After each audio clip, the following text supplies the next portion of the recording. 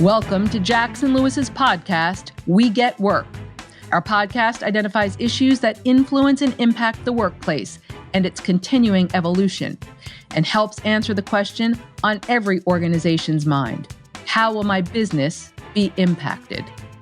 To say mergers and acquisitions present significant risk is an understatement. However, additional vulnerabilities are being exposed as bad actors threaten to exploit privacy and data security leaks during the transition. On this episode of We Get Privacy for Work, we discuss what employers can do to protect client and employee data as they expand their company. Today's hosts are Damon Silver and Joe Lazzarati, co-leaders of the firm's privacy, data, and cybersecurity group, and principals, respectively, in the firm's New York City and Tampa offices. Damon and Joe, the question on everyone's mind today is: what steps should employers take before, during, and after an acquisition to minimize cybersecurity risks, and how does that impact my organization? All right, good afternoon. Thank you, Alicia. Welcome to our We Get Privacy podcast. I'm Joe Lazzarati. I'm joined by my co-host, Damon Silver. Damon and I co-lead the Privacy, Data, and Cybersecurity group here at Jackson Lewis, and in that role, we receive a variety of questions every day from our clients, all of which boil down to the core question of how do we handle our data safely? In other words, how do we leverage all of the great things data can do for our organizations without running headfirst into a wall of legal risk? And how can we manage that risk without unnecessarily hindering our business operations? On each episode of the podcast, Joe and I are going to talk through a common question that we're getting from our clients.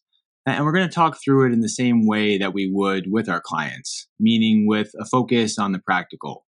What are the legal risks? What options are available to manage those risks? And what should we be mindful of in terms of execution? So Joe, our question for today is, what are some of the data privacy and security concerns that come up if we as a business are thinking about acquiring another company? I think there's really a lot to think about there, because you have to think about this from the standpoint of, well, what kind of data do we anticipate the target will have? I think we have to think about what industry are we in, where there might be some regulatory requirements. We might think about what type of information we want to have, what maybe we don't want to have. I think we have to think about, and we can dive into a lot of these issues, right? But, if we're going to purchase equipment from the target as part of the transaction, as part of the assets, particularly if it's an asset deal, we can get rid of some assets, take some assets. What's the status of those? I mean, certainly don't want to buy a data breach, right? And want to understand if it's out of date, what would it cost to get it up to the standard that the company is at, right? So just understanding that. So really thinking through and making an assessment of the risks in those and other areas, I think is kind of something that, during the due diligence process, we'd want to assess pretty carefully. Yeah, absolutely, Joe. And I think you touched on this, and maybe we can dive into it a little deeper, but there are some key questions that you want to ask to try and get your handle around the data privacy and security risks you're potentially assuming. So you mentioned one for sure, getting an understanding of the types of data, what legal obligations may attach to that data, what contractual obligations may attach to that data. I think an important one is get an understanding of the target's record retention practices. Do they have, for example, data in all of their email boxes going back 20 years? If that's the case, you probably do want to get a pretty quick understanding of what might be in those mailboxes. Probably do want to get a process in place to do some archiving and some purging, because we have seen quite a few breaches where there was an acquisition, and then the data, some of the data at least coming over in connection with the acquisition, was kept in a legacy system that wasn't actively being used, but it was just, it was there. and it perhaps had some accounts with administrative privileges, and no one was monitoring those accounts. They weren't running their normal endpoint detection solution on that environment, and it was a field day for the bad actors. They just got to go in there and take everything they wanted completely undetected until they released ransomware or took some other action that finally tipped people off that this breach was happening. And in doing the investigation and talking to clients, a lot of times it turns out that there wasn't really even a need to continue to maintain that data or to maintain most of it, but it was just sort of there. It was something that no one really wanted to spend the time to dig through, and it was this massive source of liability just sort of sitting out there. And Joe, maybe you can talk about some of the other sort of dormant liabilities you could run into. I mean, data breach is definitely one of them, but on the privacy side and from some other standpoints, there could be other types of risks that you're not aware of until you've really dug into what data set and what systems you've required. Yeah, I think just to give a couple of examples that come to mind, sometimes employees might get copied on an email or save in a share file, a spreadsheet that has all kinds of information that may not be necessarily relevant to the business. I know in one case, in connection with an acquisition, it was learned after the acquisition that one of the employees of the acquired company had been running their personal tax business out of the company's systems. and then the company realized that they had tax returns of people they're like, what is this tax return? What's going on here, right?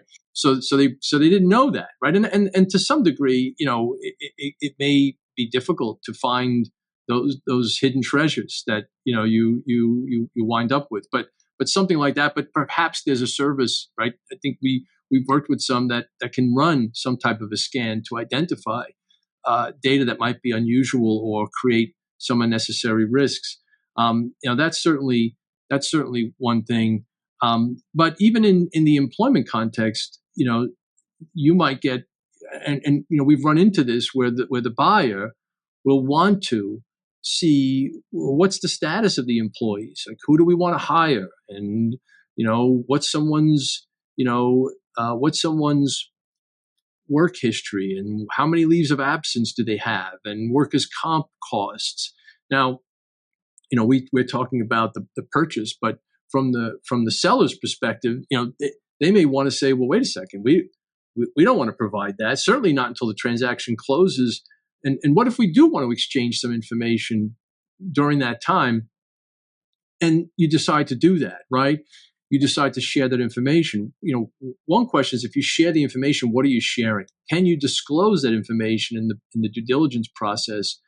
And then if you do, what exactly are you sharing?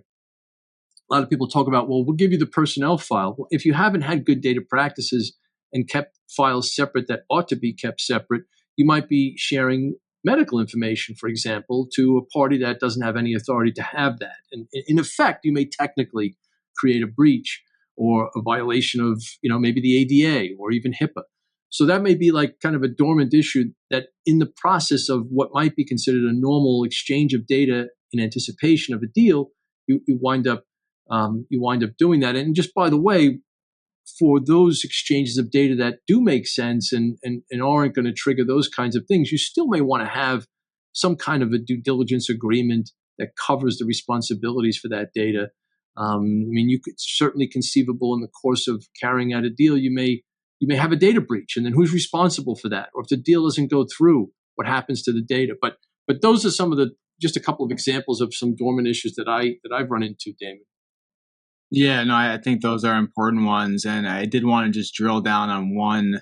It's really a good question to ask and a litmus test in some ways, and it's a topic that we talked about on a previous podcast episode, and that's data mapping.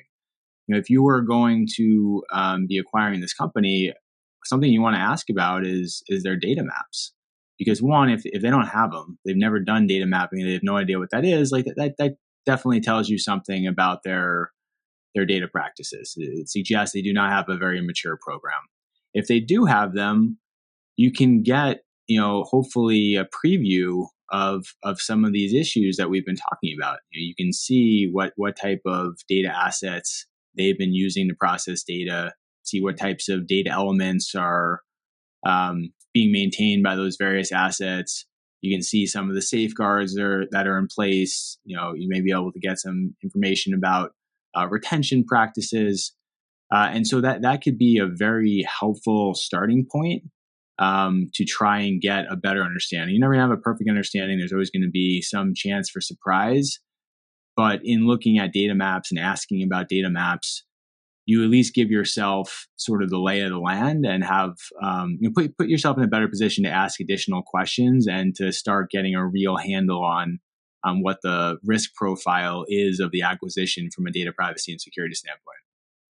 Yeah, I think that's a lot. I mean, you talked about sophistication and trying to understand what the target company's approach to data privacy and security as an indicator of what the risk is. And I think that's really important. And just kind of taking that to a different level. I run in sometimes to situations that, just to use one industry as an example, like in healthcare, if you're a hospital system and you're acquiring a practice of physicians, you may acquire them in whatever form that takes.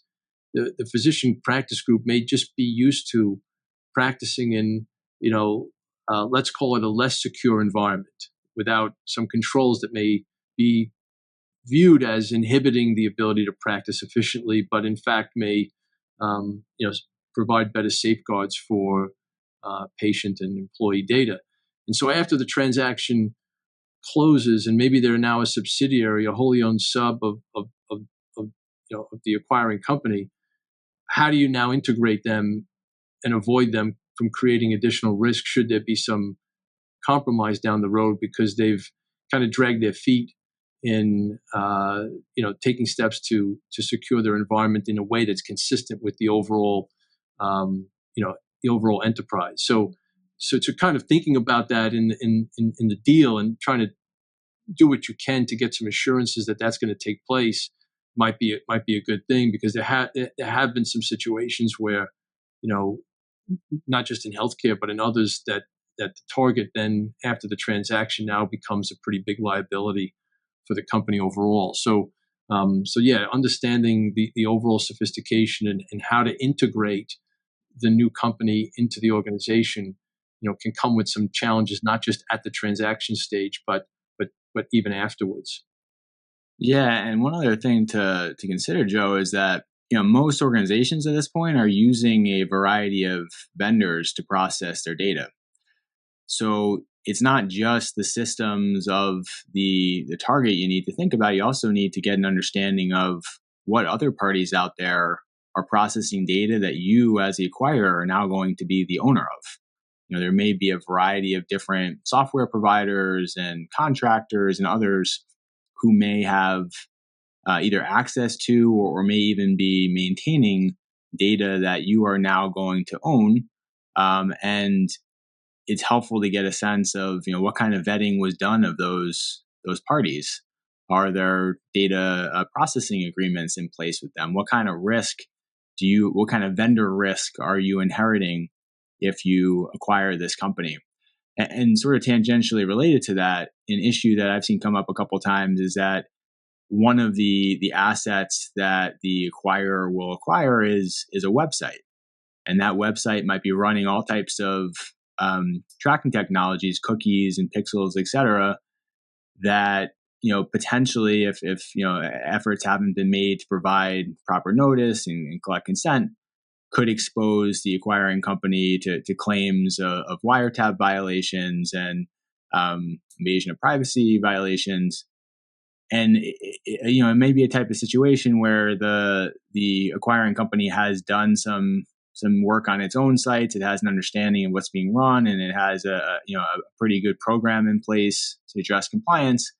But that may not necessarily be the case for the new website. And I've certainly seen situations where there was a lag in taking a look at risk related to the new website, or there was just no plan to even do that. It just wasn't something on the checklist. So particularly, since over the last 2 years, we've seen so many of these website tracking type claims being brought. that's another item I think is important to try and take a look at. And because a website is public facing, it's something that, the acquiring company could even do on their own as part of diligence. They can run scans, see what's running on the site, take a look at the site. Is there a cookie banner? How's the privacy policy look? There are some self-help type steps that could be taken to get a general feel for what type of website compliance related risk might be assumed. So you don't think you could just copy and paste the acquiring company's privacy policy and put it on target companies if they remain an entity? I think that's the best practice now, Joe. Okay. You don't recommend that? No, I mean, I think that's a great point. Even if there's not tracking technologies and pixels on the site, I think you're exactly right to be looking at that, because even the internal practices that now these comprehensive privacy laws that you're referring to are obligating companies to really delve into. Well, what are you collecting, and what are you disclosing, and to whom? What are the sources of the data? What are your rights? And that can get pretty confusing pretty quickly when two organizations come together and have pretty different practices as it relates to that. So I think that's a really good point. I think in any transactions attorney's toolbox, they probably may not deal with these issues all the time, and they may want to have some specific counsel, whether it's internal or at the company or otherwise, to kind of really dig into this. Because I know even for a lot of vendor contracts and some of the deal documents we've looked at, the data privacy and security provisions have gotten a lot longer and a lot more complex, and it really is a lot to dig into. So we've just kind of scratched the surface here. I don't know, Damon, did you have any other things to kind of raise, at least at a high level here? No, Joe, I think that's a really good place for us to wrap up. So we want to thank everyone for joining us on this episode of the We Get Privacy podcast. As always, if you have any suggestions for topics we can talk about, any feedback on this episode, please reach out to us at privacy@jacksonlewis.com. Thanks, Joe. Thank you for listening to Jackson Lewis's podcast, We Get Work. Focused solely on workplace issues, it is our job to help organizations develop proactive strategies, strong policies, and business-oriented solutions to cultivate a workforce that is engaged and stable. Please tune into our next program, where we will continue to tell you not only what's legal, but what is effective. We Get Work is available to stream and subscribe on your streaming platform of choice, including Apple Podcasts, Spotify, and YouTube. For more information on today's topic, our presenters, and other Jackson Lewis resources, visit jacksonlewis.com. As a reminder, this material is provided for informational purposes only. It is not intended to constitute legal advice, nor does it create a client-lawyer relationship between Jackson Lewis and any recipient.